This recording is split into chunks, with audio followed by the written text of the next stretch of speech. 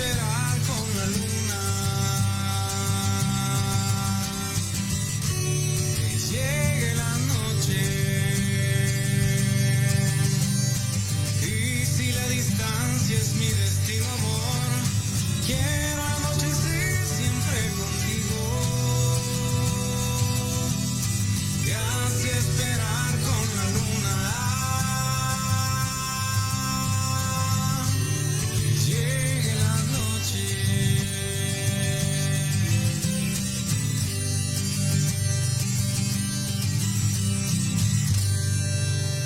Hay cosas que no cambian, que aguantan el tiempo,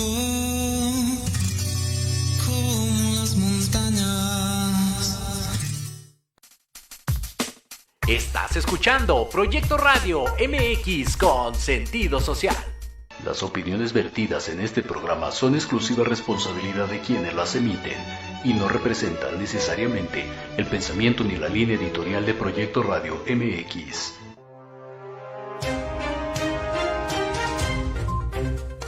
¿Qué tal? Soy el licenciado Francisco Javier Rodríguez y les doy la más cordial bienvenida a mi programa Entre Diálogos, un espacio en el que te vas a enterar de lo más relevante en materia nacional e internacional. Bienvenidos.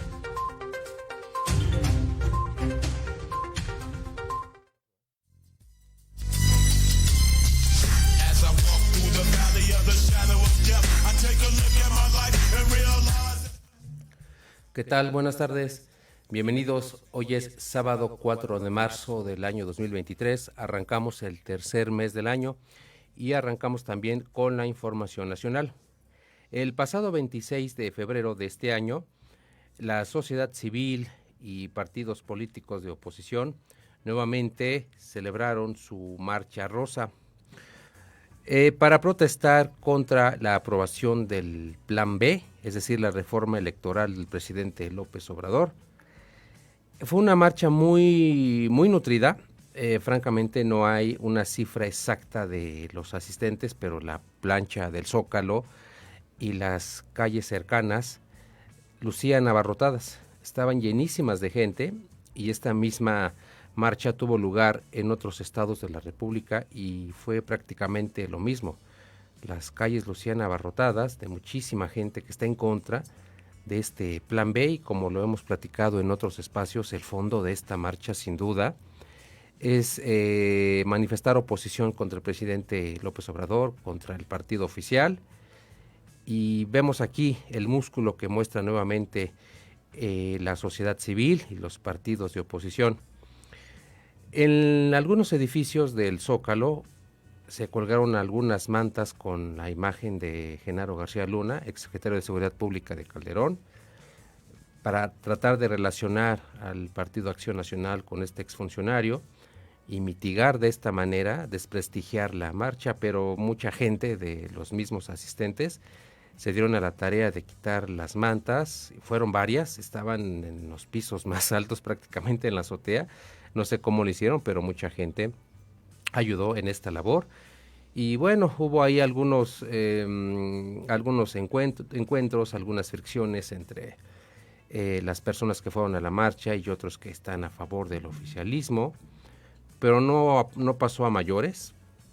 Se cumplió la finalidad, se dio muchísima difusión a esta marcha.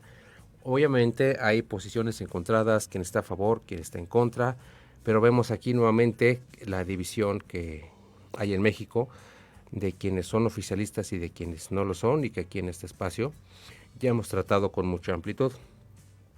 Por otro lado, les comento que Elon Musk finalmente sí se decide a invertir en México. Va a fabricar una nueva planta de Tesla en Monterrey.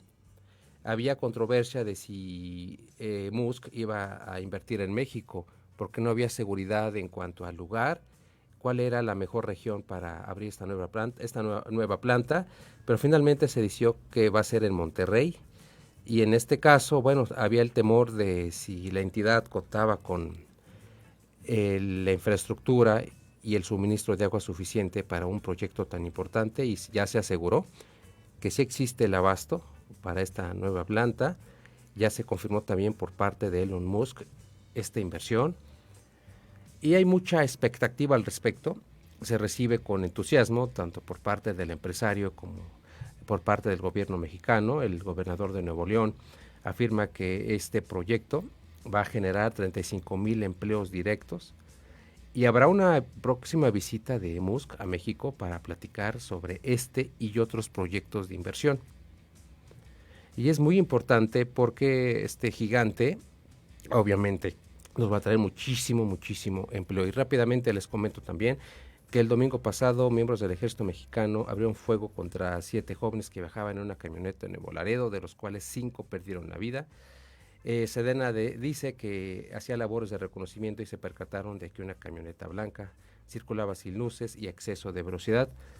Y los militares dicen que fueron agredidos y abrieron fuego en defensa propia, lo cual fue desmentido por 2 de los sobrevivientes. Uno de ellos dice que lo estaban extorsionando, lo estaban amenazando para que él dijera que estaban agrediendo a los militares y de esa manera perdonarle la vida. Hubo agresiones por parte de los vecinos y familiares de los jóvenes en el lugar donde tuvo el accidente, y eso es importante porque nuevamente el ejército mexicano está en el ojo del huracán. Nuevamente se habla sobre ejecuciones extrajudiciales y del papel del ejército en una tarea tan importante de seguridad pública y que también en este espacio hemos tratado ampliamente. Bueno, hacemos la primera pausa y regresamos.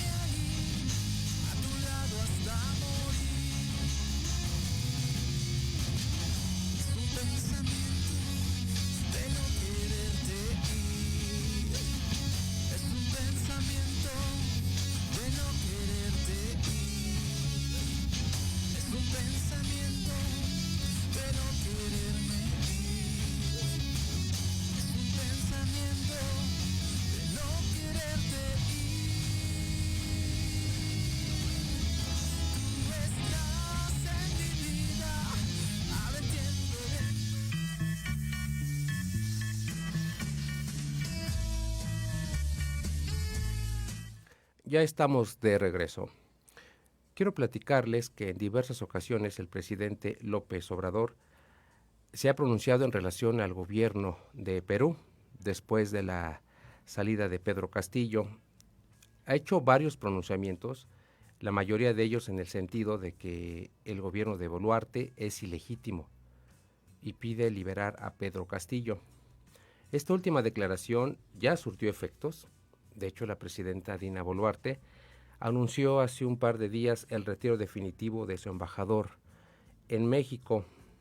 Boluarte dice que AMLO apoya directamente el golpe de Estado instaurado contra la democracia en Perú, y dice también Boluarte defender las instituciones que de alguna manera sacan a la luz y dan a entender que Perú es un país democrático. Según la presidenta, el presidente López Obrador viola el principio nacional de no intervención en asuntos internos, y también da a entender que López Obrador manifiesta abiertamente sus afinidades ideológicas, menoscabando el respeto entre ambos países. Y para platicar de este tema, nuevamente tenemos con nosotros a nuestro amigo Antonio Castillo. Antonio, buenos días, te saludo con gusto desde la Ciudad de México. Muy buenos días, estimado Francisco, muchas gracias por la invitación y muy buenos días también al querido pueblo de México. Muchas gracias, Antonio. Platícanos, por favor, ¿cómo debemos entender, cómo debemos interpretar la decisión del gobierno peruano respecto del retiro de su embajador en México? Bueno, es una circunstancia penosa, ¿no? En un contexto penoso en el que se ha producido el retiro del embajador de Perú, del hermano país de México, en circunstancias en que nuestro país, el Perú, está debatiéndose una crisis política, institucional, social, de la más dura, de la más grave de los últimos tiempos. Estamos con 60 muertos, la mayor parte de ellos por bala, ya se ha visto según los últimos peritajes balísticos y los protocolos de necropsia y las actas que se han recabado de las autoridades militares y policiales respecto a los fusiles que llevaban los custodios del orden, y todo indica pues que acá ha habido una masacre, ¿no? Se ha apuntado a la cabeza, se ha apuntado al tórax, se ha apuntado al cuerpo, y ya tenemos el resultado, ¿no? Se han enlutado más de 60 familias en el Perú. Es una crisis realmente clamorosa, donde ya no solo está de promedio la vida humana, sino también el derecho a la reunión, el derecho a la protesta, el derecho a la libertad de expresión, que acá se están conculcando a diario.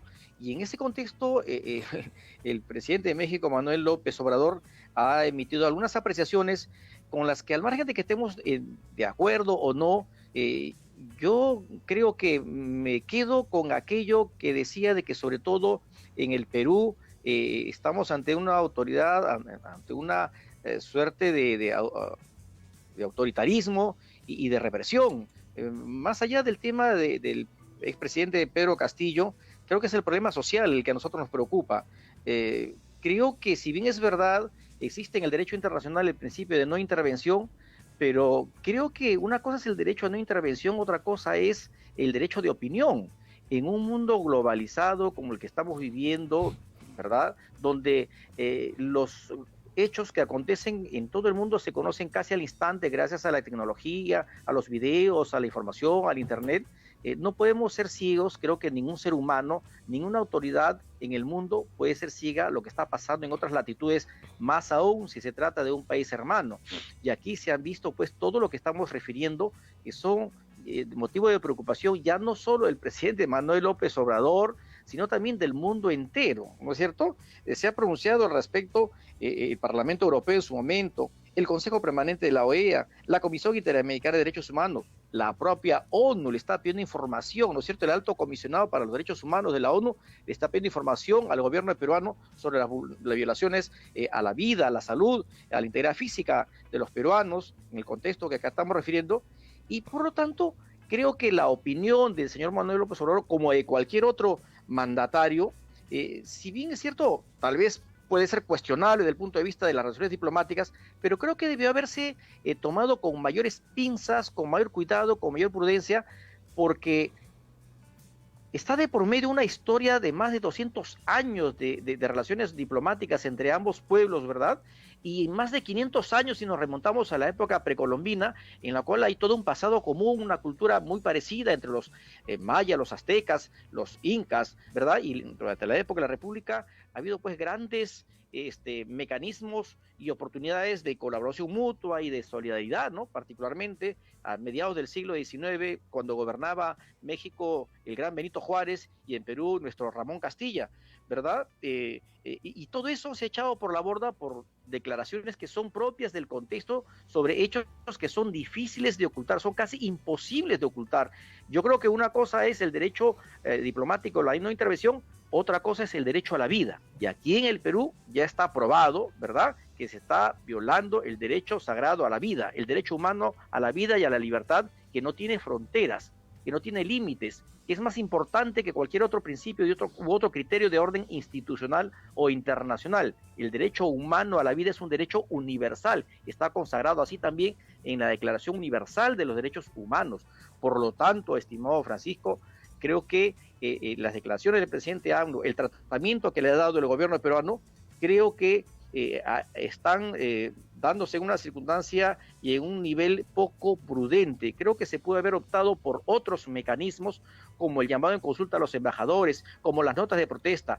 Por último, con una llamada de presidente a presidente, que es lo que en la diplomacia se denomina la diplomacia, a su vez, al más alto nivel, directa, ¿no es cierto? La diplomacia en las alturas. Se puede haber buscado otras formas para evitar llegar a donde estamos, en las cuales se ha reducido, ¿verdad?, las relaciones diplomáticas a simplemente niveles consulares. Jamás en nuestra historia republicana de ambas repúblicas se ha dado esta circunstancia penosa, ¿no? Y lo curioso es que nuestro gobierno ha adoptado una medida así de drástica con el hermano país de México, pero ¿por qué no hace lo mismo con Estados Unidos, verdad?, que hace unos días el subsecretario de Estado para Asuntos Latinoamericanos, Brian Nichols, como ya es de público conocimiento, ha manifestado prácticamente a nombre del presidente Joe Biden que el Congreso peruano y Dina Boluarte se pongan de acuerdo para una convocatoria inmediata de elecciones generales. Eso, quitándole el eufemismo diplomático, no es otra cosa que decirles váyanse todos, ¿verdad? Está recogiendo lo que es el sentir de la protesta del pueblo peruano y le está diciendo váyanse todos. Acá un periodista prestigioso como es el señor César Hildebrand, en la publicación del día de ayer, ha traducido esto de una manera más directa, ¿no?, en términos familiares, y significa para él, lárguense todos, ¿no es cierto? O sea, así de dura es la situación, y sin embargo, lo que ha dicho el premier peruano, el señor Alberto Tarola, es ha agachado la cabeza. En un programa local de televisión ha dicho, bueno, se trata de las declaraciones de un gobierno amigo. O sea, cuando se trata de los Estados Unidos, de la más alta potencia, agacha la cabeza y dice, las declaraciones de un gobierno amigo. ¿Significa qué cosa? Que México, que el presidente Manuel López Obrador son enemigos. La verdad es que esto es preocupante, ¿verdad? Es empañar de manera grave la relación, la historia de ambos países, tildándolo indirectamente de enemigo, ¿verdad? O sea, México rompe relaciones, pero con los Estados Unidos no. Claro, acá no se trata de romper relaciones con nadie, se trata de darle un tratamiento adecuado en los niveles más altos de la diplomacia que tienen estas diferencias de corte diplomático, a su vez, entre ambos países, habiendo tanta historia de por medio. En nuestro concepto, puntualizando, estimado Francisco, hay una desesperación del gobierno peruano y un afán, ojo, un afán de seguir desarrollando esa estrategia de que la protesta social en el Perú obedece a un factor de injerencia internacional, ¿no es cierto? Uno de ellos es el tema del terrorismo, el terruqueo. Internamente manejan el terruqueo, con eso justifican la masacre. Y el otro, para lograr adhesiones de muchos sectores de la población, es decir, acá hay una injerencia extranjera. Entonces les ha caído como anillo al dedo las declaraciones de Manuel López Obrador y han optado por la ruptura de las relaciones diplomáticas a ese nivel, ¿no es cierto? O sea, han retirado primero al embajador mexicano, el señor Pablo Monroy, lo declararon persona no grata y le pidieron que se retire en 72 horas por el hecho de que se dio asilo a Lila Paredes. Luego, a raíz de las declaraciones de Manuel López Obrador, han retirado al señor Manuel Talavera Espinar, ¿no es cierto?, de México, al embajador de Perú en México, y ya han reducido la situación al nivel tan penoso en que estamos planteando en este momento, pero es fácil de darse cuenta que hay un afán de preservar ese argumento, esa estrategia de que estamos ante una gran conjura internacional contra el Perú, ¿no es cierto?, liderada por México, seguramente después por Bolivia, por Argentina, por Colombia, ¿no es cierto?, que quieren tomar el Perú por asalto, lo cual es pues una cosa fuera de lugar, ¿no es cierto? Yo creo que más bien el daño que se está haciendo, que va a ser difícil de repararlo, es muy grande. Creo que las cosas hay que tomarlas desde ese punto de vista para que nos permita reflexionar y en el futuro podamos recomponer las relaciones entre nuestros países. Claro, Antonio, es muy importante lo que nos mencionas, más allá de la ideología o de las simpatías del presidente López Obrador o de Dina Boluarte, el pueblo peruano ha resultado gravemente afectado por esta situación, por esta crisis política que arrancó en diciembre. La comunidad internacional también ha pedido información sobre lo que pasa exactamente en tu país. No sabemos con certeza cuál es el destino y el estado actual de esta crisis, y creo y coincido contigo que lo importante es esta situación que debe resolverse lo más pronto posible. Ni México, ni Bolivia, ni Argentina están planeando afectar a Perú. También coincido contigo en el sentido de que esta declaración fue muy imprudente. Hay otras vías, hay otras maneras de resolver diplomáticamente esta declaración sin romper con más de 200 años de relaciones entre nuestros países. Y en ese sentido quiero preguntarte, en tu concepto, ¿cuáles pueden ser los efectos de esa decisión para ambos países? Sí, el efecto yo creo que es en todos los aspectos, en todos los ámbitos de nuestras relaciones bilaterales con el hermano país de México, ¿no? Con quien tenemos acuerdos de orden cultural y educativo, cooperación turística, transporte aéreo, tenemos acuerdos de cooperación contra el narcotráfico, tenemos tratado de extradición, tenemos un acuerdo para evitar la doble imposición y prevenir la evaluación fiscal en relación al impuesto a la renta. Tenemos grandes relaciones comerciales, no hay que olvidar que tenemos un TLC con México, ¿verdad? Tenemos en el 2018 una cantidad de 9,000 millones de dólares de intercambio comercial, donde México trae a Perú televisores, tractores, automóviles. Perú exporta a México gas, cobre, tomates, calamares, madera, etcétera. De manera que hay una relación comercial muy intensa, muy fluida. Perú es el 26 mayor socio comercial de México, ¿no? Y México es el segundo inversor extranjero directo en el Perú, después de Brasil, con más de 14,000 millones de dólares invertidos, ¿no es cierto? Y las empresas peruanas han invertido casi 32 millones de dólares en México. Significa que esos inversores mexicanos y peruanos definitivamente que están asustados, están preocupados, porque sienten que de la ruptura de relaciones pueden verse afectados sus temas contractuales, ¿verdad? Su dinero, sus inversiones. Entonces, al gobierno peruano, que se jacta de que va a traer inversiones, que va a superar las tasas de desempleo, promoviendo el mercado, la inversión, la economía, estos temas le están afectando. Esta política de pelearse con el hermano país de México está afectando definitivamente y va a seguir afectando en nuestro flujo comercial en la región.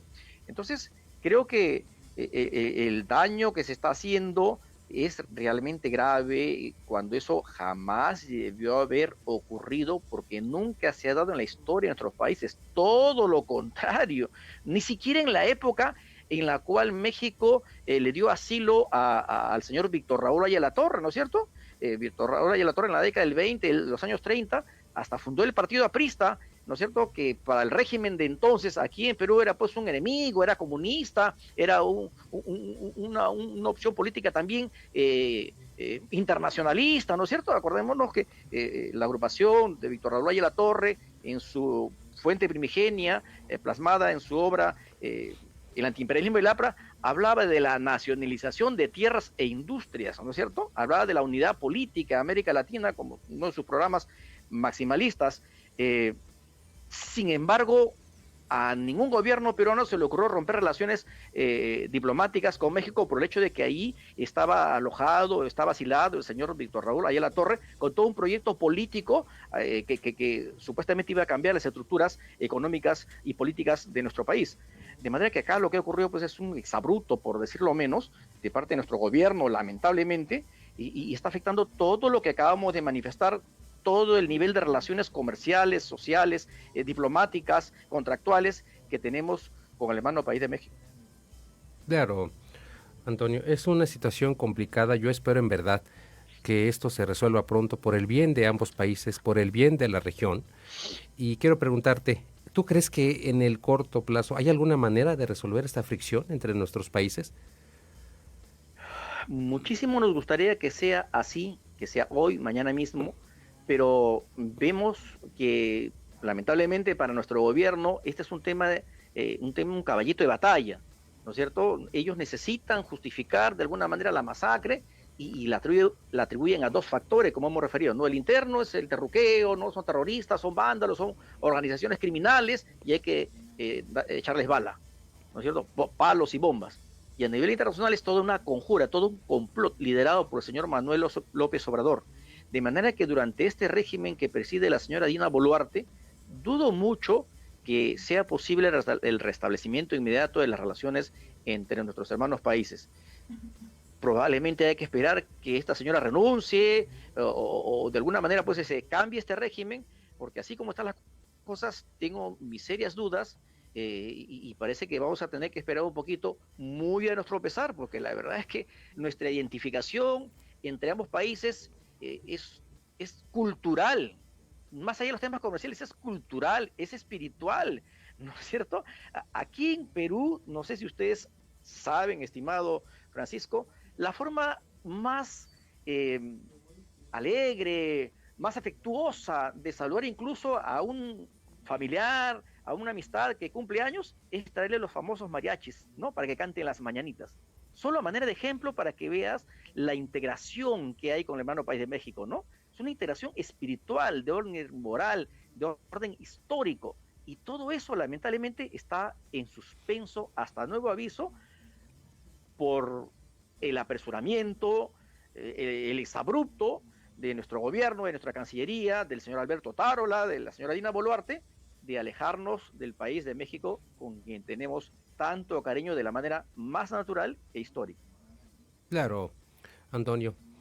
Y segundo concepto, la manera de resolver este inconveniente es la salida de la presidenta Dina Boluarte. En ese sentido coincido contigo.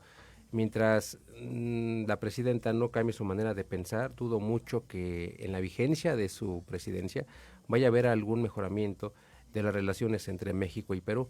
Así que quiero preguntarte, de diciembre a marzo de este 2023, ¿cuál es la situación actual de la crisis de Perú? ¿Ves alguna solución viable? ¿Alguna forma de resolver ya con este conflicto que ha causado 60 muertes? Yo siempre creo que nunca es más oscuro que cuando está a punto de amanecer, como dice un pensamiento oriental. Yo creo que de una u otra forma esta crisis política por la que estamos viviendo va a tener un desenlace dentro de poco. No creo que este gobierno de Dina Boluarte, que en mi concepto es una dictadura cívico-militar, de eso no me quepa la menor duda, pueda sostenerse mucho tiempo, ¿no? En esta época no es posible gobernar con las botas, con los tanques, sobre los cadáveres, sobre la sangre derramada, no es posible, son otros tiempos, ¿no? Porque las denuncias fluyen inmediatamente y como hemos podido apreciar, la comunidad internacional ya ha manifestado su preocupación en todas las instancias, ¿no es cierto?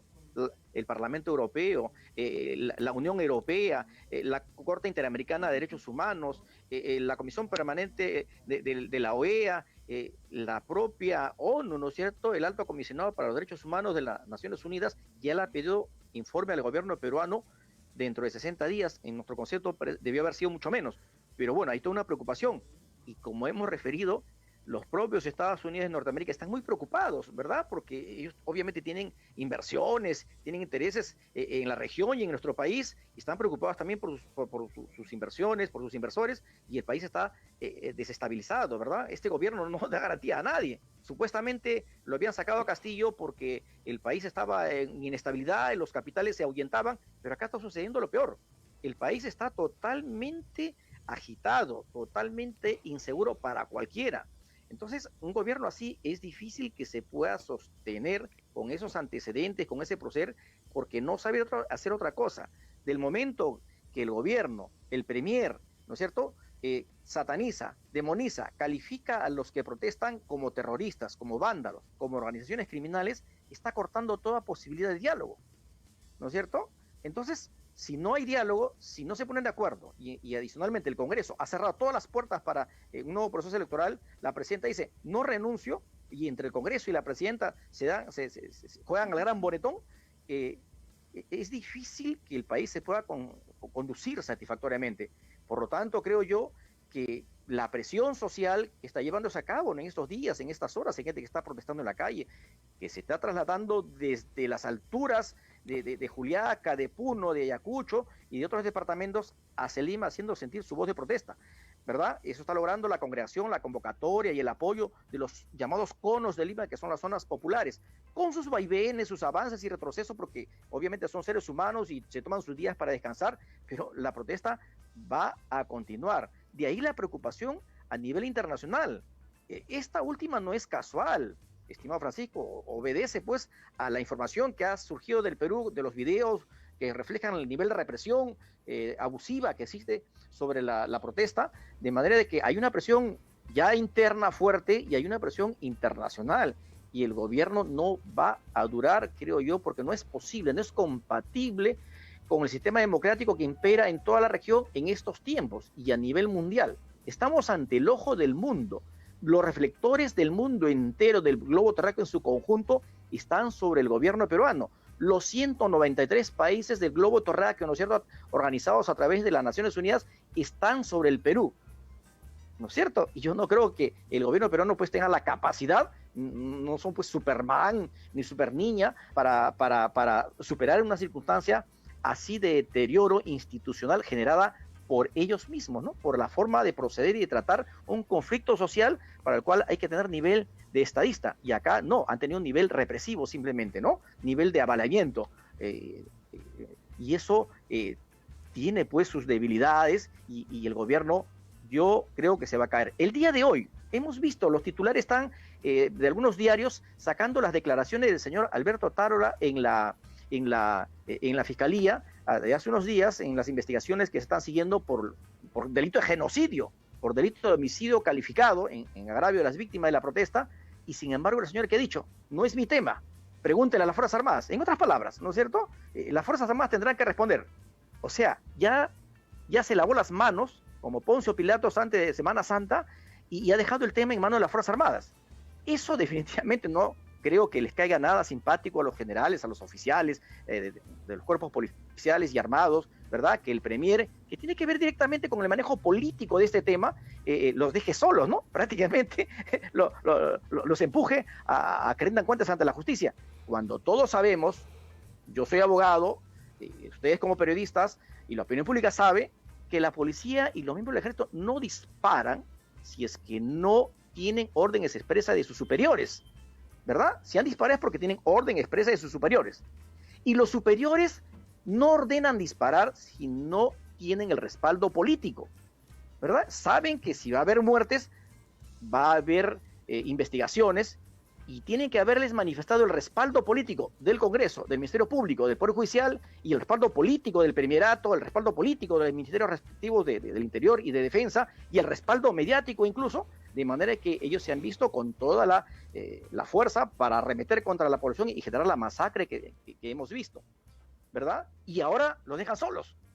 Entonces, eso definitivamente va a generar una divergencia, una decisión, un cisma al interior de la derecha política que está gobernando nuestro país, que va a seguir avanzando y en algún momento va a contribuir a que todo esto se desarme.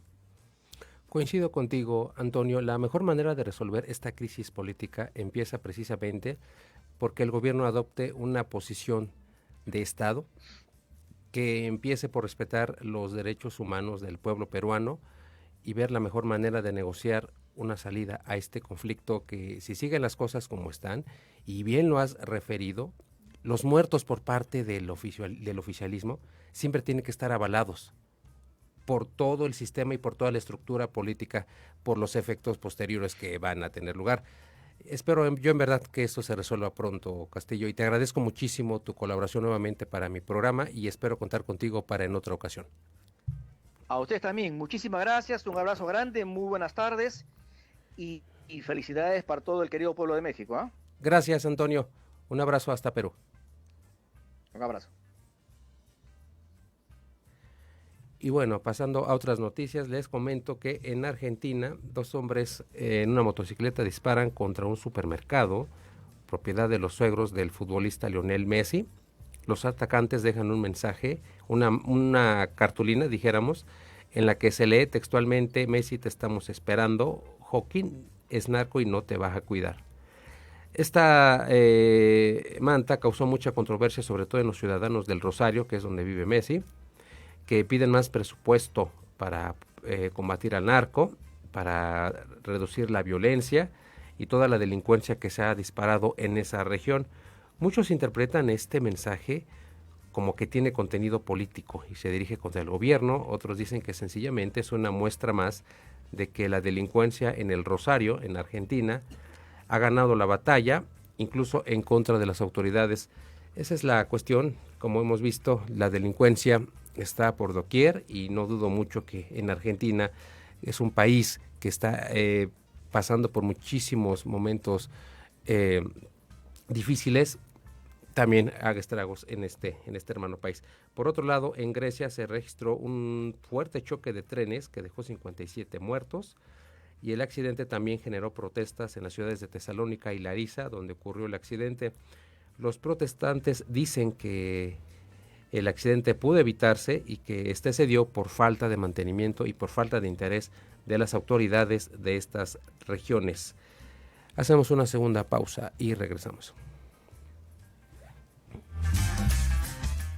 En Proyecto Radio MX, tu opinión.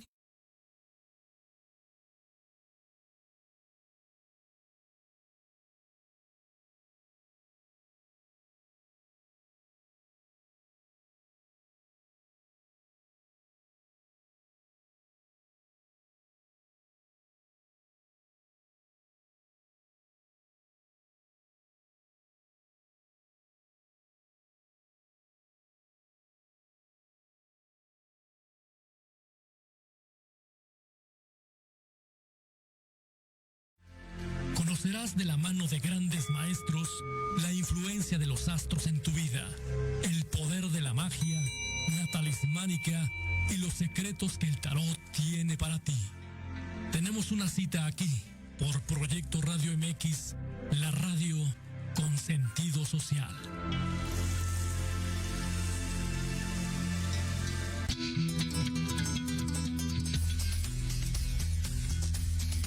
Hola, queridos Radio Lovers, ¿cómo están? Nosotros somos Arturo, Paulina, Charlie, Bárbara, Yosimar, Moisés. y juntos hacemos Ley de Atracción MX. Disfruta de una hora llena de cultura, entretenimiento, estilo de vida y más en compañía de tus artistas favoritos. Acompáñanos todos los sábados a las 3 de la tarde a través de Proyecto Radio MX, la radio con sentido social.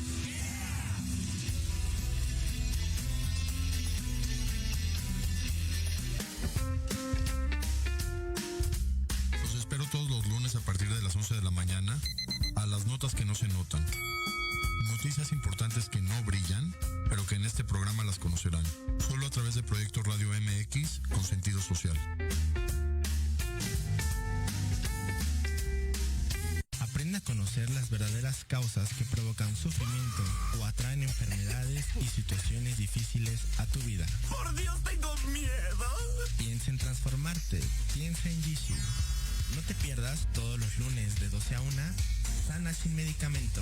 Un espacio que es para ti por Proyecto Radio MX con sentido social.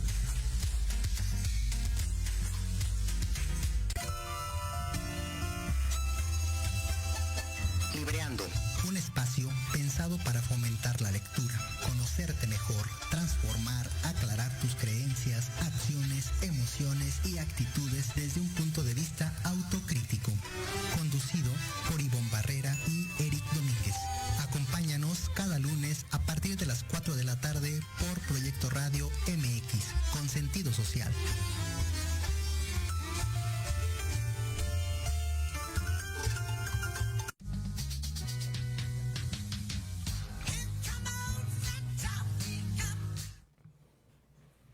¿Qué tal, amigos? Bienvenidos a otra emisión de Atrapados en el Rock. En esta ocasión vamos a platicar sobre una banda de hard rock y rock progresivo, originaria de Boston, Massachusetts. ¿Qué tal, Diego? Buenos días, bienvenido. Bueno, por el lugar de origen, Boston, Massachusetts, creo saber de quién hablas, ¿verdad? Sí, en efecto nos referimos a Boston. Esta banda nació en los años 70 del siglo XX y además de los subgéneros que les acabo de citar, esta banda también toca algo de heavy metal. Boston se conforma por Tom Scholz, guitarrista y primera voz, Brad Delp, vocalista, Barry Grody, guitarrista y Jim Masdy en la batería. Como cualquier otra banda, Boston se las vio muy difíciles en sus comienzos, ya que ninguna disquera quería grabarlos porque pensaban que no había talento. Sin embargo, en 1976, la banda grabó su primer disco intitulado simplemente Boston. Así es, Diego. Esta banda que, bueno, tiene sus orígenes, si mal no recuerdo, desde el 69, cuando Tom Scholz empezaba a componer. Arrancaron, digamos, su carrera exitosamente, como bien lo dices, a partir del 76 con el disco inaugural Boston. Hay muy buenas rolas en ese disco y son de las más emblemáticas de esta banda y son las que le abrieron el camino. Y como dices, como cualquier banda, tuvieron dificultades al inicio, pero esta banda ha adoptado un estilo muy propio, un estilo muy particular que le ha imprimido Tom Scholz. De hecho, me imagino que más adelante nos vas a platicar del estilo de Tom. Yo siempre he dicho que Boston es una banda muy, muy, muy buena, muy poco valorada. Ha hecho cosas interesantes, ha aportado muchísimo al mundo de la música, pero creo que no se le ha hecho justicia a Boston hasta el día de hoy. Sí, de hecho creo que van a tener un concierto aquí en México junto a otras bandas. Creo si que no sí. mal lo recuerdo, con AC/DC. Creo que sí vienen algunos miembros de algunas bandas, AC/DC, Boston y demás. Y vamos a ver de Boston quién nos acompaña en esa ocasión. Sí, vamos a escuchar unas rolitas de Boston. Arrancamos con Don't Look Back. A ver si nos la ponen. Ok, bueno. ¿Qué otra tenemos por ahí, Diego? Tenemos la balada más conocida de esta banda, More Than a Feeling. More Than a Feeling. A ver, vamos a ver si la ponen.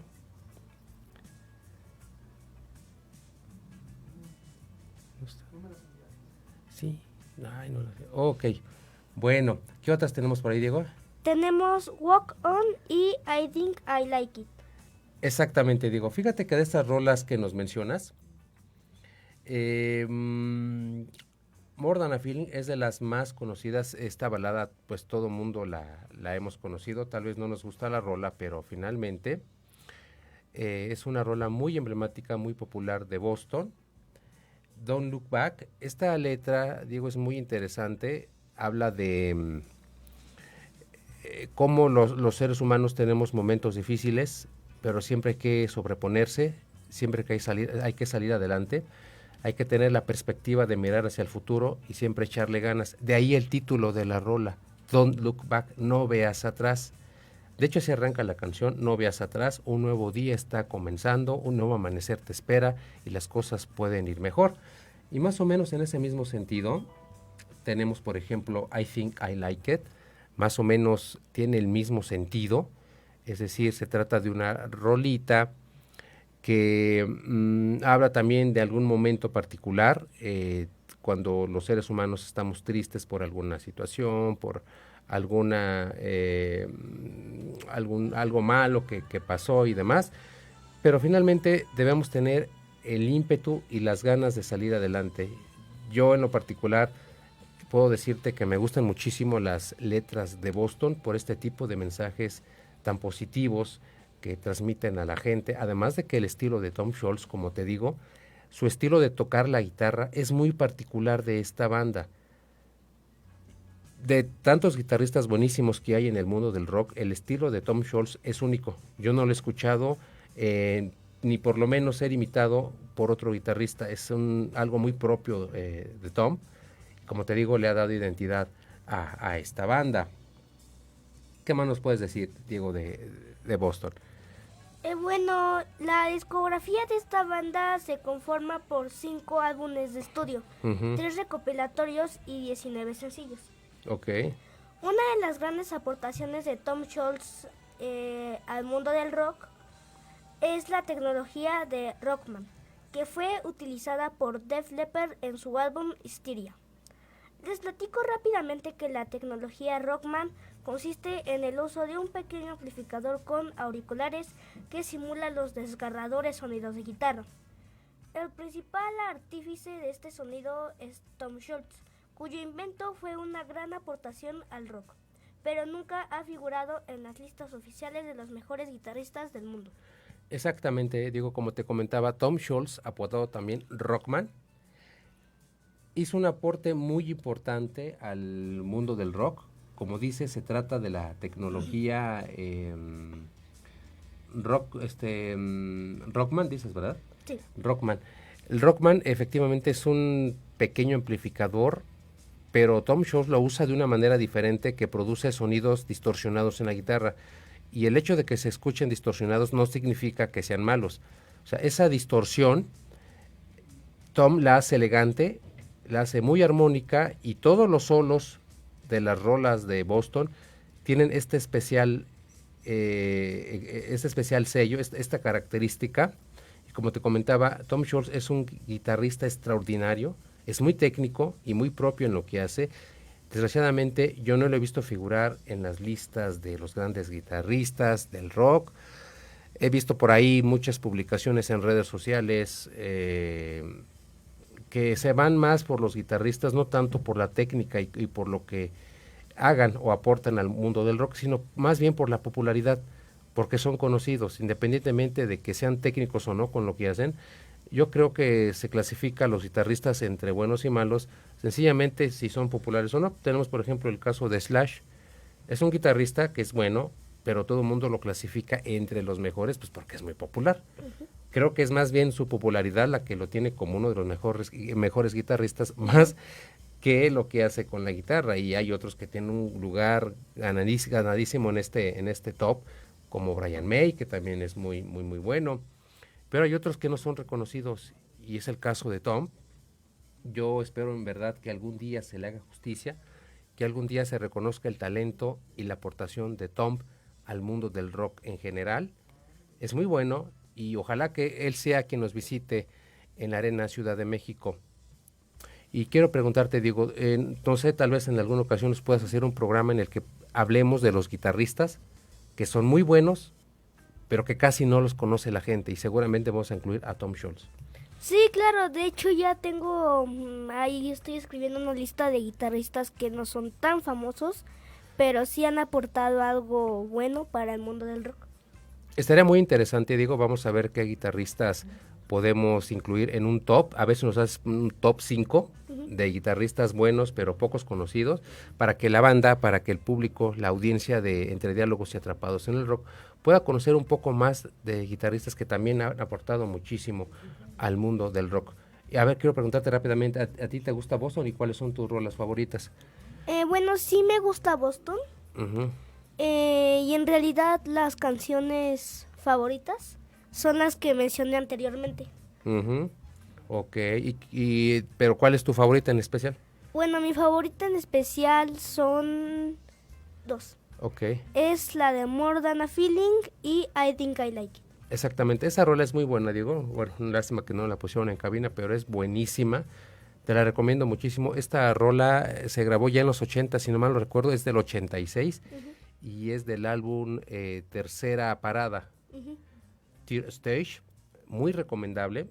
Y fíjate que Boston siguió grabando todavía, ya bien entrado el siglo XXI. Hay un disco por ahí muy bueno que sacaron en el 2009, te lo recomiendo, a ver si lo puedes buscar para que lo escuches y pudieras ver lo que ha aportado esta banda al mundo del rock. ¿Algo más que nos quieras aportar, Diego, que nos quieras decir? Bueno, de mi parte también me despido y nos vemos la próxima semana para una nueva emisión de Infancias Buscadoras. Gracias a ustedes por escucharnos, y efectivamente nos escuchamos de hoy en 8 con la sección de Diego, Infancias Buscadoras. Que tengan un buen fin de semana. Saludos a todos. Hasta la próxima.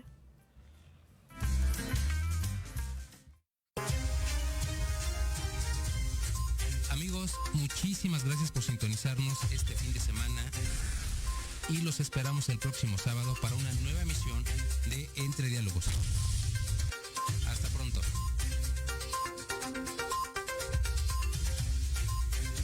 Let the dancing begin.